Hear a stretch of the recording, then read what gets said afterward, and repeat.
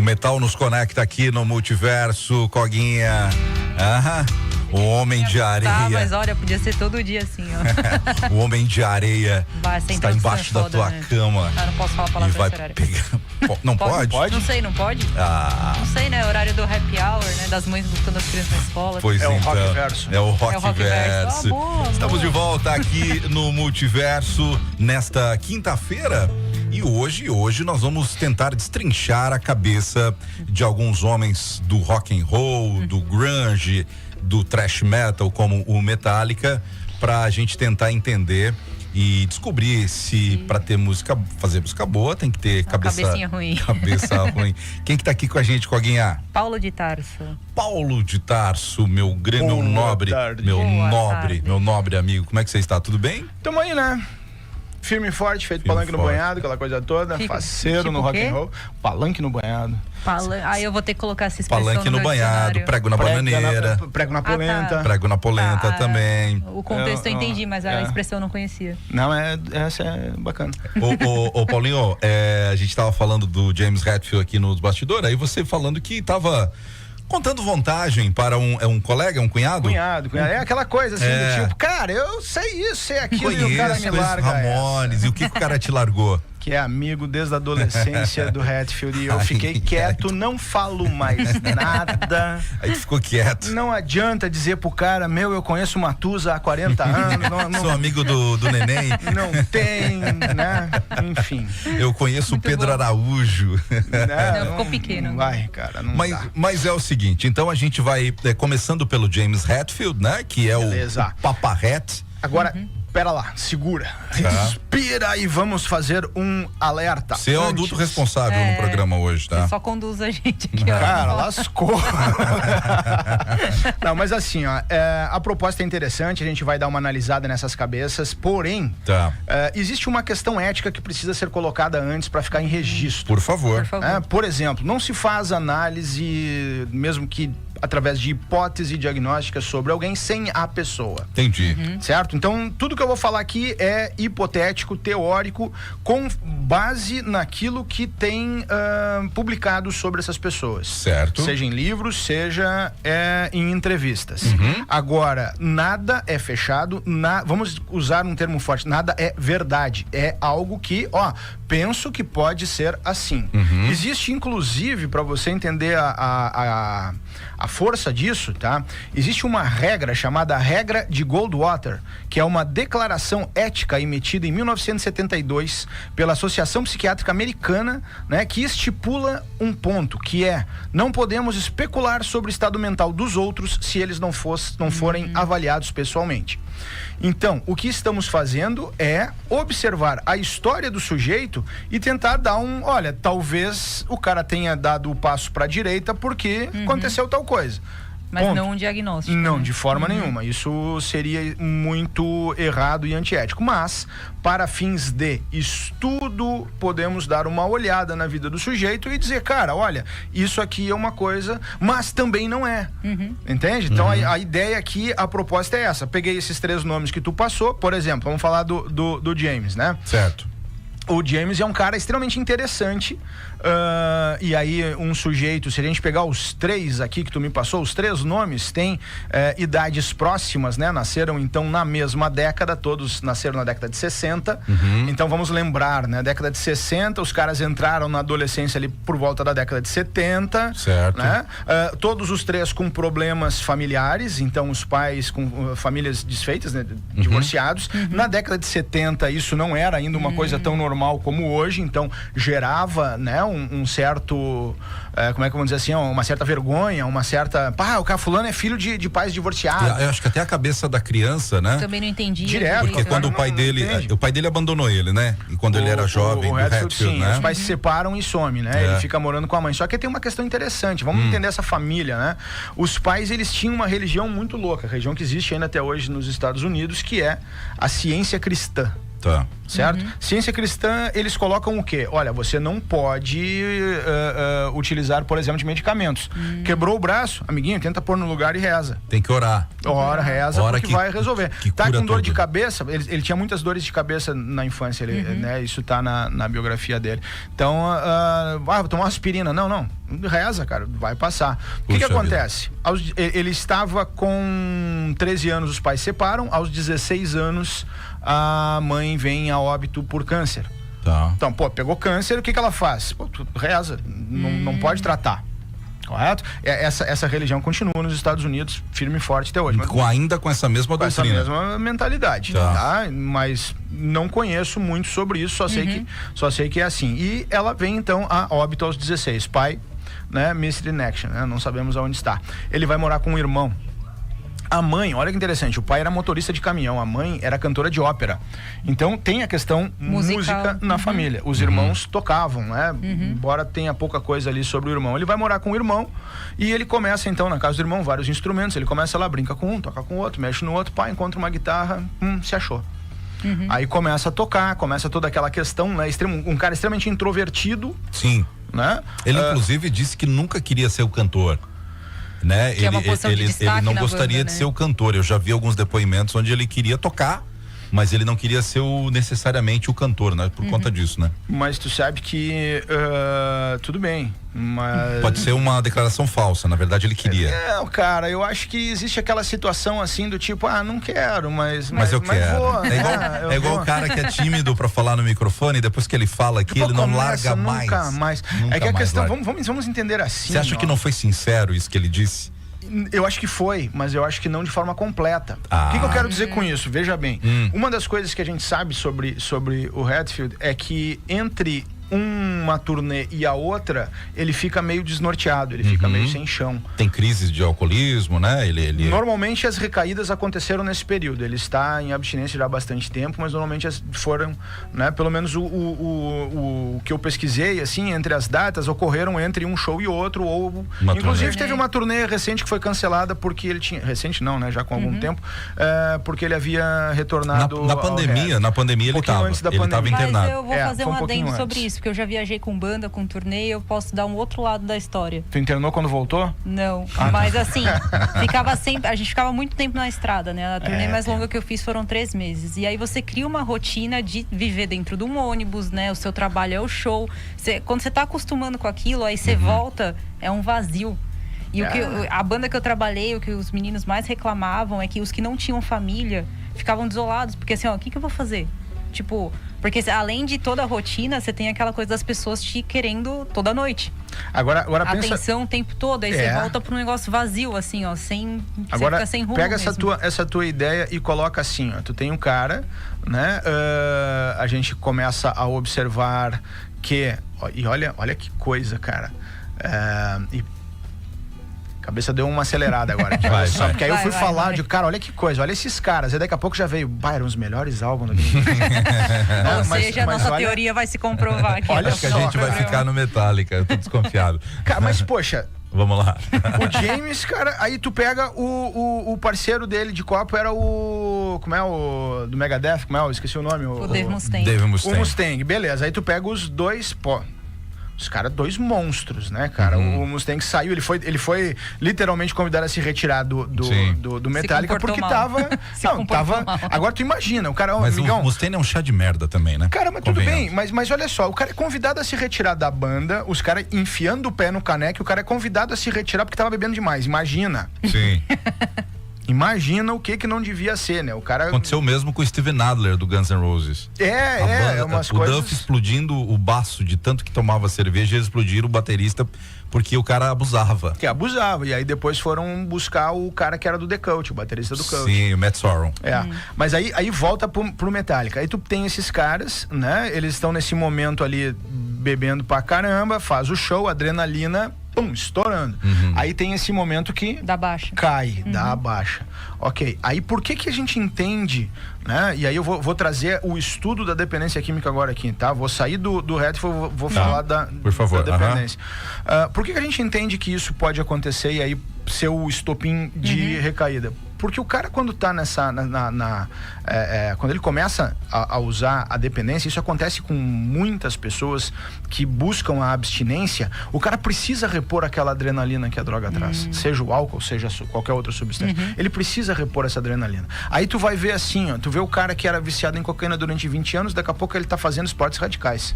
Ele substitui Ele vai substituindo uma coisa por outra, né? Então, pô, eu tinha adrenalina aqui, agora eu tenho adrenalina lá. É muito mais saudável. Legal, mas tem o risco. O contagiro tem que estar sempre lá em cima. Direto, isso. A rotação alta. Então o cara vai mudando. Aí tu vê o que o James faz atualmente. Ele tem a história dele com carros, ele gosta de velocidade, ele gosta de esporte radical, né? E assim vai. Então existe um outro lado. Uma troca, né? Entende? Vai tendo essa troca. E aí ele vem, né? Com toda essa situação. Outra coisa que a gente pega, assim... Outra questão, né, importante, muitas vezes o uso de substâncias, pode ser o álcool ou qualquer outra, ela faz com que o sujeito tenha crises de ansiedade. Vou colocar de uma forma bem... Né, então aumenta a ansiedade, né, por conta do formato, do uso, até por ter essa adrenalina no giro alto, né, o cara dispara uma certa ansiedade. Então uma das coisas assim que a gente percebe nas letras, e aí tu pode pegar todos os álbuns e aí a gente falando assim, eu lembro, rapaz, a primeira vez que eu ouvi Metallica foi quando? 90 e... Deve ter sido no Black, né? Não, cara. Você já era Black, fã da época do Thrash? Cara, eu fui um dos caras que disse assim, cara, não gostei desse álbum. Ah, tu é da turminha, então. Não, turminha. Os que odeia é pop. A fase eu pop. Eu gosto, mas é pop. Eu tenho o bolachão vinil do One, né? Com um lado inteiro de um disco vinil, que é o, né? Pra mim o melhor disco é o Ride.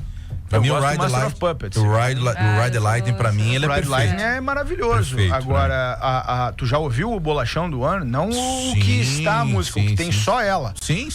Aquilo ali é um monstro. Sim. Só que quando tu começa a pegar as letras, tu encontra o que naquele conteúdo? Tu vai encontrar conteúdo relacionado ali com comportamentos próximos de ansiedade muito elevada. Tu vai encontrar questões relacionadas com luto, né? Com perda, e aí esse luto, essa perda pode estar relacionado àquele momento onde não fica bem elaborada a questão da separação dos... E aqui começa o achismo, tá? Então assim, pô, Vamos observar assim, ó. Hoje, 2023, o casal separa, tem um filho ali pré-adolescente. Esse cara vai sentir, vai ser um baque, vai mudar a vida dele. Mas ele vai pra escola, ele vai ter mais uns 10 coleguinhas que são filhos de pais separados. Naquela época não tinha, Naquela época era um. E esse levava na cabeça o tempo inteiro, porque era o estranho. Aí tu pega um cara que é introspectivo... Mas teve também a questão do abandono, né? Porque ele fala que o pai dele simplesmente sumiu. Aí a mãe dele dizia, teu pai foi viajar. Mas foi. Então eles... Foi longe. E no caso deles também é essa questão da figura masculina, né? Eles crescem sem essa parte não dá pra falar. Não dá? Não dá, porque certamente ele tinha um tio, tinha um irmão mais velho que ele vai morar depois. Ele pode acabar tendo... Tu muda. Essa questão do, o casal separou, fugiu, isso não é verdade. Essa figura masculina, que pode ser um tio, pode ser um avô e tal, ela cumpre tão bem quanto... Tudo depende da pessoa.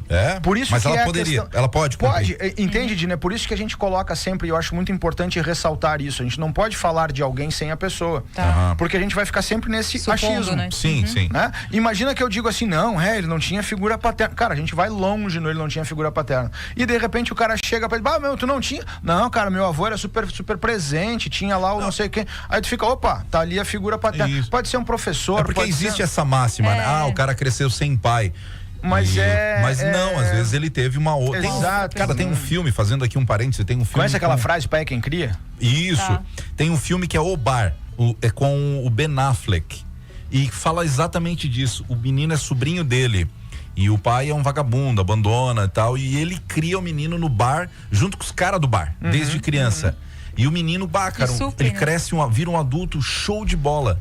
Quantidade de exemplos ele teve ali dentro, positivos e negativos, entende? É por isso que, cara, a gente pode inferir, a gente pode pensar sobre, mas a gente não tem como chegar e dizer, foi isto. O cara não tá aqui. Mas a gente pode especular, né? Que é o que a gente tá fazendo, né? A gente tá pensando, né?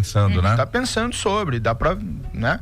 Agora, eu acho assim, importante ressaltar no James é que ele é um exemplo de superação, cara.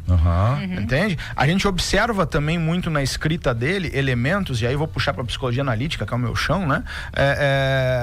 Toda a questão com o processo de individuação, com a representação da sombra, que seria o lado negativo, os aspectos negativos, né? Na questão da escrita dele, da forma do peso das palavras que ele escolhe, e ele é um poeta desgraçado, entende? A maneira como ele compõe, a escolha de palavras, a escolha do peso que ele vai colocando na construção das frases. Ele consegue então transmitir a emoção através da construção de frases. Demais. E quando ele faz isso, e aí são os três que tu colocaste pra mim aqui, os três fazem isso, e vou te dizer que muitos músicos têm essa possibilidade, até porque uma das coisas que a gente busca quando está com o sujeito em tratamento dentro da linha analítica, psicologia junguiana, é observar a questão de sombra e entender o seguinte: quando o cara diz, estou com uma crise de criatividade, sombra muito grande, começa a diminuir, começa a botar um pouco de luz nessa vida, entende? Quando tu começa... demais também prejudica. Demais é ruim. Tem que ter o equilíbrio, né? Imagina, tu te encolhe, tu te abafa, tu te anula, né? Então tu começa a buscar esse equilíbrio, vai sobrando criatividade. Esses caras sabem canalizar para a arte esta Ele conseguiu energia. fazer isso. Que legal. Maravilhosamente bem. E aí depois a gente tem agora os últimos depoimentos dele, os últimos exemplos dele, onde ele tá, além, né, de mostrar que, olha, gente, eu passei pelo inferno, superei, tô indo Ele pra conseguiu frente. falar disso no Ao show vivo, em Curitiba aqui, né? Ao vivo, Belo Horizonte, foi Belo Horizonte. Isso, falou ao isso. vivo. E inclusive, vou te dizer mais, o Metallica, cara, o Metallica foi a primeira banda num monte de coisa, né? Se a gente pegar lá o Lars, né, que inclusive tá passando por um luto agora, o pai dele veio a falecer Morreu, recentemente, né? Morreu guri, né, cara, 90 e vai pedrado, quase 100 ou 100 e poucos, não lembro. Uma história maravilhosa. 93, eu acho. A história 92, do pai dele é uma coisa Sim. muito linda também, um tenista fantástico, o cara é importante, né? Pô, o Lars foi é interessante que quando tu pega no início da banda, o cara diz, pá, era um baterista medíocre. Tu vai olhar a técnica do cara, é um monstro. E ele evoluiu, né, cara? Ele começa com o pedal duplo, aí depois ele tinha o tino, ele era o cara empreendedor da banda. Né? Tem o episódio, aquele que ele processa. Eu acho que um é a alma e o outro é o business, né, cara? Cara, e eles têm que estar juntos. Sempre. Ele foi o cara que processou um monte de Napster, fã, né? Do Napster, Foi né? corajoso, né, cara? Mas, cara, ele revolucionou não a música, ele revolucionou o que a gente conhece A hoje como indústria, streaming, né, cara? É a indústria. Entende? A importância desse sujeito. Aí tu pega esses caras, daqui a pouco eles estão se brigando feito louco, porque todo o relacionamento, quando é longo, como o deles, em relação de estrutura, organização, os caras tentando se matar, o que eles fizeram? Foi a primeira banda a ter um psicólogo fazendo um trabalho com tem eles. lá no documentário. De grupo. Some Kind of Monster, né? Coisa interessantíssima, né, cara? Inclusive, eles quebram o pau também com o cara e mandam o cara embora. Esse cara já tá enchendo o saco. Mas tá querendo mandar o retrato, porque o negócio foi longe. Isso. Eles fizeram um trabalho longo, e as brigas do Lars com o James naquele documentário, ele vai na cara dele e diz, e o Lars quer ficar, e o James quer ficar... De boa, né? De boa com a família, quer trabalhar menos tempo, não quer que eles produzam as coisas sem ele. Quem não assistiu esse documentário tem que assistir. É maravilhoso, cara.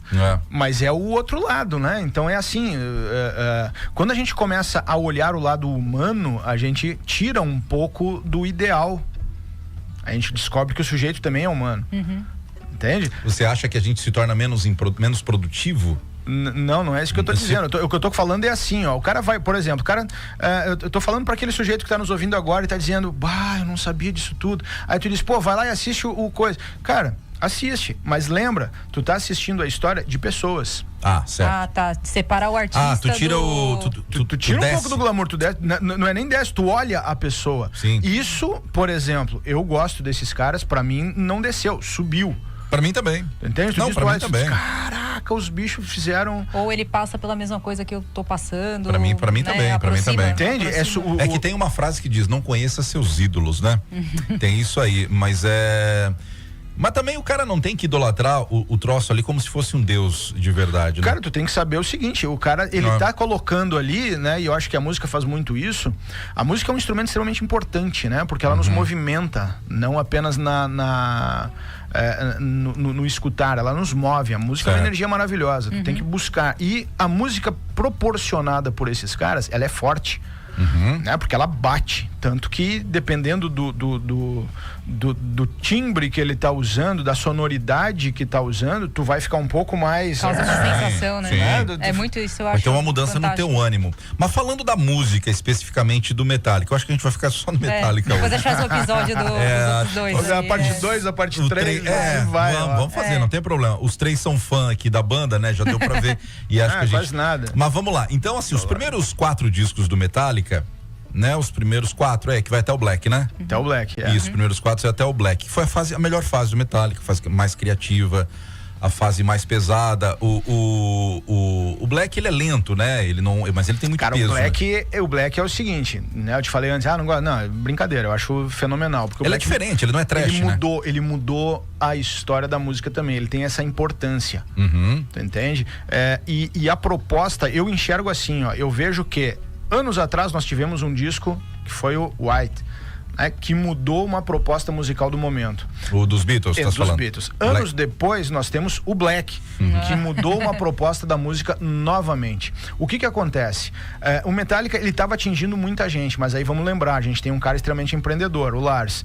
O que o cara pensa? Poxa, eu preciso levar essa nossa sonoridade para mais pessoas. Ou para quem não escutaria o que a gente tá fazendo atualmente, né? Tem que levar mais, porque acontece o seguinte, tu vai ouvir o Black, tu gosta do cara, tu fica fã, tu quer conhecer mais, tu vai atrás dos outros. Sim. Aí tu vai olhar e vai dizer, meu Deus, isso aqui... Porque não, os primeiros discos, cara, a não ser que tu tenha na região onde tu reside uma rádio com a probabilidade, a possibilidade de tocar aquele som que não é comercial... Que é a 92. Exatamente. Onde a gente toquei ontem, toco o Creeping Death, isso aí. né? Fade to Black. De vez em quando eu mando uns áudios pro mano aí de manhã aos berros, né? Acordei, tá tocando isso aqui, que maravilha.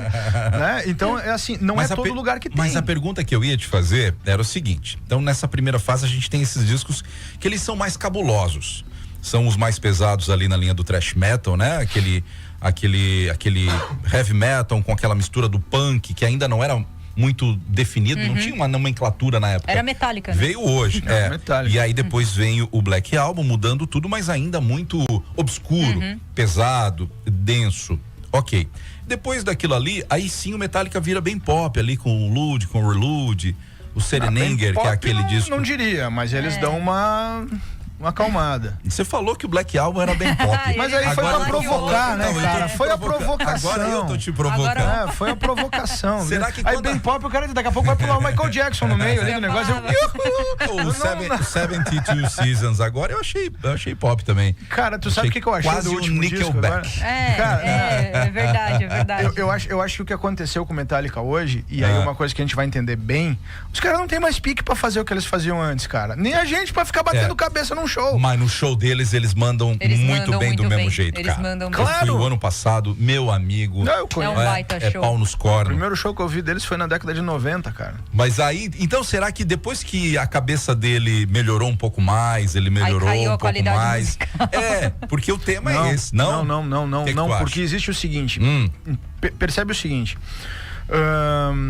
ele continua tendo a mesma velocidade, ele continua tendo a mesma força, ele continua tendo a mesma mentalidade.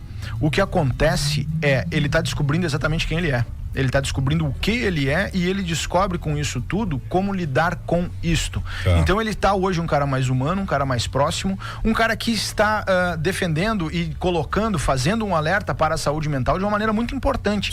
Porque ele tá falando a importância da saúde mental, e foi o que ele colocou nos shows, não de uma forma geral, mas pro homem, porque o homem não procura. Já falamos sobre isso, o ano passado. Né? Teve aqui no Multiverso, teve um episódio que eu vim falar sobre isso, né? O homem não procura a ajuda. E isso foi algo que ele veio colocar. Ele disse, cara, tu tem ajuda, tu tá com os teus... E foi o que ele começou a colocar, né? Pô, eu tô com os meus amigos aqui, a minha família, a banda, e aí vem aquele abraço. Ele começou a levantar uma bandeira bacana, né? Ele que sai do estereótipo do acho homem. Que nesse disco novo tem, acho que é Scream Suicide. Que é uma música com essa temática. Então ele continua meio que usando a música. Busque ajuda. Ele continua usando a música para canalizar as experiências dele. Colocar pra fora essa energia toda, essa vontade, essa gana, essa garra. Deixa eu ler um pouquinho aqui a mensagem dos nossos ouvintes. Tá todo mundo oriçado aqui. Baita pau. Querendo participar aqui. O Moisés, se não me falha a memória, o John Travolta é dessa religião, da religião dos pais aí do rap. Cara, eu também não sei. Quem mandou boa tarde aqui pra gente foi a Inês, mandou boa tarde. Deixa eu ver quem mais mandou mensagem. O Moisés aqui, um outro Moisés, eu achando que conhecia bandas de rock, indo pra Esplanada escutando a melhor rádio. Valeu, meu querido. Matheus Carneiro, opa, cheguei agora, cadê a Gica? De férias. Giquinha tá de férias, tá na praia e volta segunda-feira. Talvez, se ela tiver com vontade. Não, ela volta sim, segunda. Quem não mandou aí, mas mandou aqui que tá escutando a gente também é a Flávia. Flavinha, um beijo. O Marcelo Goulart tá por aqui também. O Marcelo, ele é apaixonado pelo Death Magnetic, que é um disco que ninguém fala, que é o primeiro com o Trujillo. Ele diz que é o melhor disco do metal. Eu gosto também, você ele é bacana. Não acho grande coisa, não. É mais, mas é a opinião dele. Ele é um daqueles assim, vamos preencher tabela, mas tem uma outra coisinha interessante ali no meio. É o que eu sinto assim, ó, a gente precisa ter um CD novo pra sair em turnê. Eu não vi exatamente isso, mas eu vi algo do tipo, cara, vamos botar esse cara aqui pra ver como é que ele vai encaixar, vamos ver se vai dar, e aí começar a perceber aonde ele vai. O encaixe dele. E o Trujillo entrou muito bem, né? Entrou. Ele entrou legal. Ele entrou, é bom. Mas, cara, é que assim, eu sou fã do Cliff Burton, que morreu. Cara, o Cliff não vai ser substituído. Não, nunca. mas assim, o Jason, cara, no palco, porque eu conheci Metallica ali com o Jason, de assistir os clipes na MTV. O Jason, ele dava medo, com aquele cabelo rapado ali, ele fazia umas caretas. Eu achava ele sensacional. Ele dividia ali a figura. Então eu achava legal também. É que observa assim, ó, tu tem que vamos entender o seguinte. Qual é a pegada do Trujillo? De onde é que ele vem? Ele era do o Suicidal Tendencies, né? O Suicidal, ele tem uma pegada forte, mas ao mesmo tempo tem alguns pontos mais trabalhados nas linhas de baixo. Sim. Então ele tem uma pegada diferente. Ele não vem simplesmente pra ser o baixo cozinha que sustenta, né? Ele vem pra fazer uma pegada diferente. Sim. E ele já faz isso no próprio jeito dele. Na verdade, quando ele foi pro Metallica, ele tava tocando com o Ozzy, né? Tava fazendo a turnê do Ozzy. E o Ozzy é um cara que, bicho, eu sou fã do Ozzy demais, assim. Embora tem muita coisa na carreira solo dele que eu não... Tu não curta? Não. Tu acha popzinho? Não, tem umas coisas que eu acho que ele fez meio que exatamente do preciso fazer. Tem umas coisas fracas. Pressão da gravadora, né? Agora, existe uma coisa, cara. Ninguém agregou tanto cara bom pra tocar como o Ozzy. Pô, o Ozzy descobriu o Zakk Wylde, né, cara? E o primeiro guitarrista dele lá que morreu, que me falhou a mente agora, que morreu no acidente. Mas eu ainda acho que o Zakk foi um dos grandes. Sim. E o Zakk guri. Tu vai olhar os primeiros clipes, o Zakk devia ter o quê? 18, 19? Novinho. Zakk guri, cara. Cara, eu sou fãzão do Zakk. Todas as bandas que ele toca, ele tem vários projetos. Pelo amor de Deus, o tem cara uma banda que ele criou, cara, só durante essa turnê com o Ozzy. Acho que tem um disco só. Tu já ouviu? Eu vou te mandar. É sensacional a banda, cara. Ele formou com os músicos da banda do Ozzy na turnê do No More Tears. Vamos juntar. Aquele álbum No More Tears é fantástico. Fantástico. Eu vou te mandar a banda é boa.